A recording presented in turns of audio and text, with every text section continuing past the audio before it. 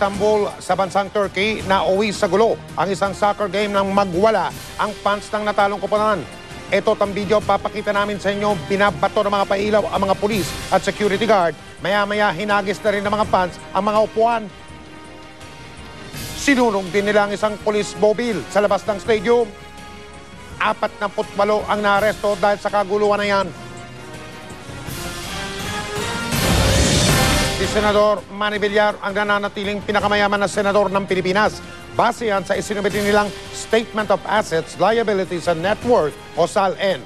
Kapansin-pansin naman na karamihan sa mga senador, kompleto ang ibinigay na impormasyon sa kanilang SALN. Nakatutok si Jam Sisante.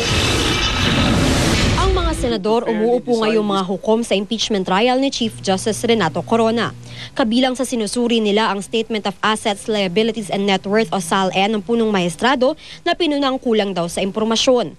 Nang aming suriin ang pinakahuling SALN ng mga senador para sa taong 2011, napansin naming karamihan sa mga senador ay kinumpleto ang impormasyong hinihingi sa SALN form. Kanilang nilagay ang acquisition cost, assessed value at fair market value ng kanilang mga pag-aari. Maliban lang kay Senador Alan Peter Cayetano na nagsabing walang assessed value ang kanyang condominium unit dahil hindi pa ito tapos o kaya ay defective.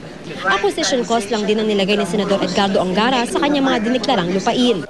Nauna nang sinabi ni Senador Edgardo Angara na sa pagkakaalam niya, pwedeng pumili sa 3 valuation sa SALN form at mas pinili niyang ilagay ang acquisition cost kasi doon daw mas makikita ang halaga ng pag-aari niya. Sa kanilang lahat, si Senador Manny Villar pa rin ang pinakamayaman sa 23 senador. 854.21 million pesos ang net worth ni Villar. Doble ng net worth ni Senador Ralph Recto na may pangalawang pinakamataas na net worth sa mga senador.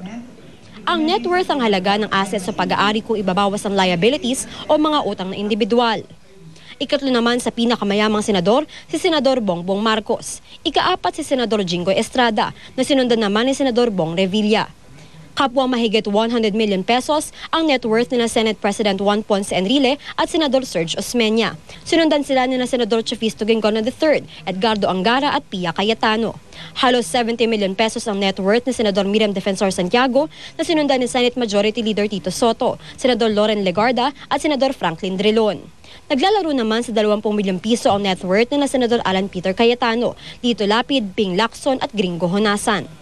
Wala pang 20 milyong piso ang diniklarang net worth ng Senador Coco Pimentel, kasunod si Kiko Pangilinan, Joker Arroyo, Cheese Escudero at Antonio Trillanes IV na may pinakamababang diniklarang net worth sa 3.9 milyon pesos. Jam Sisante, nakatutok, 24 oras. Abangan! President Noynoy Aquino may ibubunyag na nga ba tungkol sa tunay nilang relasyon ni Kapuso host Grace Lee? At batang Dabber Cats na Filipino-American, inaliw si Bossing Vic Soto sa Eat Bulaga. Tuloy ang pagtutok dito sa 24 oras.